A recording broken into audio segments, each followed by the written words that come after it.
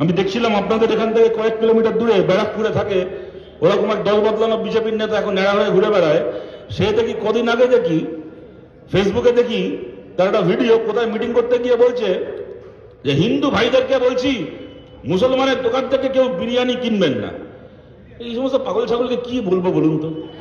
আপনারা দোকানের নাম শুনে বলবেন কথাটা মানবিক না অমানবিক, গণতান্ত্রিক না অগণতান্ত্রিক, বেআইনি নাকি আইনসম্মত, আমি সেসবের মধ্যে যাচ্ছি না। আমি সাধারণভাবে একটা কথা বলছি, ধরুন একটা আপনি দেখলেন পাশাপাশি দুটো দোকান আছে, কেমন? একটা দোকানের নাম হয়তো হাজি বিরিয়ানি সেন্টার, হ্যাঁ, কি ইসলামিয়া বিরিয়ানি সেন্টার মনে করুন, বা ইসলামিয়া হোটেল ধরুন একটা রেস্টুরেন্টের নাম, সেখানে বিরিয়ানি পাওয়া যাচ্ছে। পাশে আর একটা রেস্টুরেন্ট আছে তার নাম হচ্ছে আদর্শ হিন্দু হোটেল, সেখানেও বিরিয়ানি পাওয়া যাচ্ছে। এবার এই নেড়া নেতা বলবে না আদর্শ হিন্দু হোটেলটা হিন্দুদের হোটেল, আমাকে ওখান থেকে বিরিয়ানি খেতে হবে, আমি ইসলামিয়া থেকে খাবো না। সে গেল ওখান থেকে বিরিয়ানি কিনলো, খেলো। এবার সে জানেও না হয়তো আদর্শ হিন্দু হোটেলে যে বিরিয়ানিটা রান্না হয়েছে সেই বিরিয়ানি রান্নার চালটা হয়তো চাষ করেছে কোনো মুসলমান চাষিদার খেতে, সেখান থেকে চালটা এসছে। আর ইসলামিয়া হোটেলে হয়তো যে বিরিয়ানিটা রান্না হয়েছে সেইটা হয়তো রান্না করেছে বর্ধমানের কোনো হিন্দু কৃষক, তার ক্ষেত থেকে হয়তো চালটা ওখানে ইসলামিয়া হোটেলে গেছে। এই সমস্ত পাগল ছাগলকে আপনি কি বোঝাবেন? তার থেকে বড় কথা, এটা শুধুমাত্র একটা মানসিকতার প্রশ্ন না। চিন্তা করুন, কেউ একটা দাঁড়িয়ে পশ্চিমবঙ্গে এই কথাটা বলছে, রাজ্যে মমতা ব্যানার্জির সরকার, তৃণমূলের সরকার, নাকি হেভি নাকি বিজেপি বিরোধী সরকার, দাঁড়িয়ে সব কথা বলে বুক ফুলিয়ে ঘুরে বেড়াচ্ছে।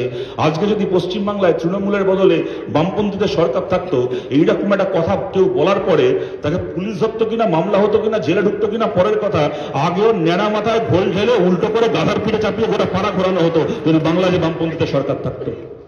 আমাদের বামপন্থীদেরকে নিয়ে ওরা অনেকে অনেক কথা বলবে।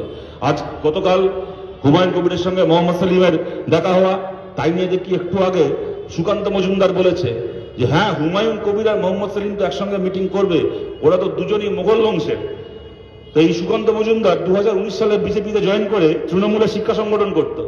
2019-এ বিজেপিতে জয়েন করে বিজেপির প্রার্থী হলো বালুরঘাট থেকে, আর বালুরঘাটের কয়েক কিলোমিটার দূরে জঙ্গিপুর থেকে বিজেপির প্রার্থী হলো, তখন নাম লেখা হতো চৌকিদার হুমায়ুন কবির। এই হুমায়ুন কবির আর সুকান্ত মজুমদার একসঙ্গে 2019 সালে বিজেপিতে প্রার্থী হয়েছিল, একসঙ্গে বিজেপি জয়েন করেছিল, একসঙ্গে বিজেপির প্রার্থী হয়েছিল। মোহাম্মদ সেলিম আর হুমায়ুন কবির মোগল বংশ দুজন।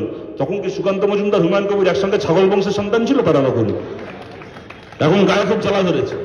এই আপনাদেরকে বলছি, এইসব চলবে ওদের, ওদের ধর্মের নামে উস্কানি, সিপিএম ধর্ম বিরোধী, এই বিরোধী সেই বিরোধী, এসব চলবে। কিন্তু আপনাদের কাছে বলছি, যারা দূর থেকে আমাদের কথা শুনছেন, আমরা বামপন্থীর 100 বার আমরা মনে করি বাংলা, ভারত ধর্মনিরপেক্ষ ব্যবস্থা থাকবে। ভারতের ধর্মনিরপেক্ষতা রক্ষা করার জন্য আমাদের শরীরের শেষ রক্ত দিয়ে আমরা লড়াই করব। কিন্তু আমরা সিপিআইএম, আমরা কমিউনিস্টরা ধর্ম নিরপেক্ষতা বলতে আমরা নাস্তিকতা বুঝি না। ধর্ম নিরপেক্ষতা বলতে আমরা বুঝি পরমত সহিষ্ণুতা। প্রত্যেকজন মানুষ নিজের ইচ্ছে মতো নিজের ধর্ম পালন করবেন, অযথা অন্যের ধর্মে অশান্তি করতে যাবেন না, অন্যের ধর্মকে অপমান করতে যাবেন না, গালাগাল দিতে যাবেন না, প্রাণ ভরে ইচ্ছে মতো নিজের ধর্ম পালন করবেন। এইটাকে আমরা বুঝি ধর্ম নিরপেক্ষতা বলতে।